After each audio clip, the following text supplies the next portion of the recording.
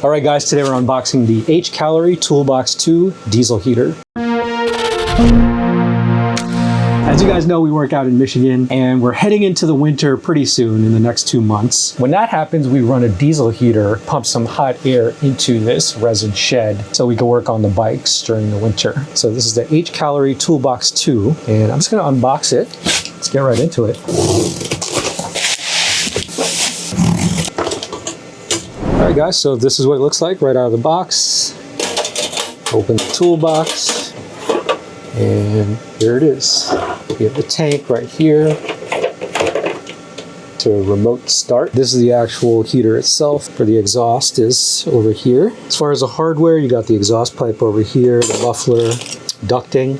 For the power source, you actually get this AC power block. So it looks like this thing has app control, which is going to be really, really helpful for me. Let's get this hooked up and fill it with some fuel and see how it works. All right, we got the HCalory out of the box. And the first thing you want to do is install the exhaust pipe. The way that I'm going to have this thing mounted, I just need this to be straight. So I'm going to straighten out this pipe, put the muffler on, put the clamp on.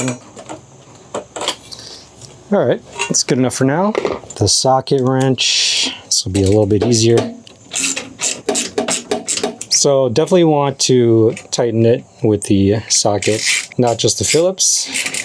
You don't want these things to fall off. See this little hole over here on the muffler? You want this thing facing down so the condensation falls out of the muffler and doesn't rust it. The way we installed it for this shed is we basically made a port right there on the top, our acrylic window. We are in September, right? But we're doing this video early.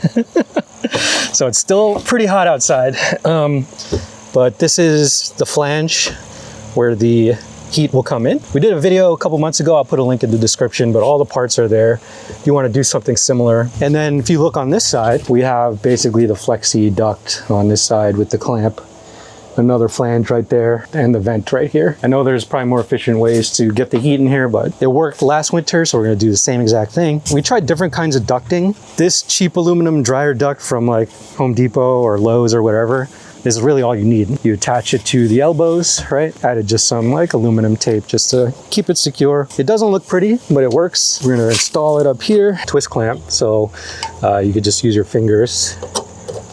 Twist the clamp, should be good. We also put this outlet over here to run wiring inside. So we have our solar panels connected. I also ran this extension cord. This will just be temporary for the video, but I'm gonna have to find a way to keep the power block inside the shed and not, you know, outside exposed to the elements. Just for the purposes of the video, we'll just run it like this. And I have this aluminum stand that you could get at pretty much any hardware store. I like to keep the heater on top of here. Now, if you've never worked with diesel fuel before, it could get messy. So I'm wearing some gloves. Here's the tank for the fuel. There's a little fuel filter in here. We're at 27%, 67%. Should be good. Okay, let's put the cap back on. Close the top. Perfect fit right here. Now we'll install the power port. Like I said, the charging block, you know, I kind of needed to go inside the shed and not hang out here. So it is what it is. We'll figure it out another day. But for now, we'll just leave that hanging out on the concrete block connected to our extension cord. Okay, so that is in. And then we just turn the clamp, tighten it. So like I said, guys, not very pretty, but should do the job. Turn it on. All right, guys, now we're gonna check out the energy consumption from the HCalory Toolbox 2. So the initial startup power is about 112. Let's let that run for a little bit and see what it dips down to once it's fully heating. So we connected the HCalory app, connected to Bluetooth. It asked for a password. I didn't know what it was. I kept trying it, but it might be 0000. You can control basically the levels, right?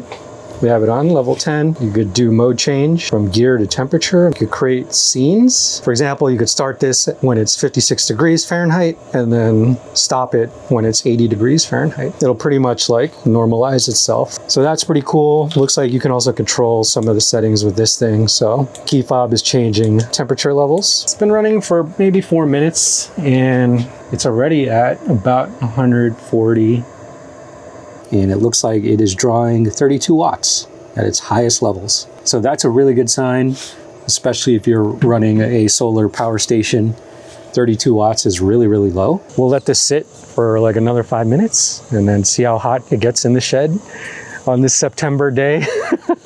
One debt to society later. All right, so this thing's been running for about 5 minutes and it's actually surprisingly quiet compared to other heaters that we had connected here. Maybe it has something to do with the toolbox, the design. As far as the temperature, the output port says it's about 85 degrees Fahrenheit, about 105-ish. Going into the shed, about 145. Let's go inside. So right now it says it's about 90 degrees in here, working really, really well. That's pretty awesome. Definitely what I needed. I wanted a diesel heater with like Bluetooth, obviously key fob, remote start, that kind of thing. It's kind of perfect for this setup. A small resin shed, a small shed with a solar power station, kind of the perfect combo for something like this. All right guys, so that's the HCalory Toolbox 2 diesel heater. Definitely a hot item to get for this winter. I'm gonna need it. It's the only way we can work on these e-bike reviews in the winter in Michigan. Link is in the description. Check it out. Thank you guys for watching, and we'll see you in the next video.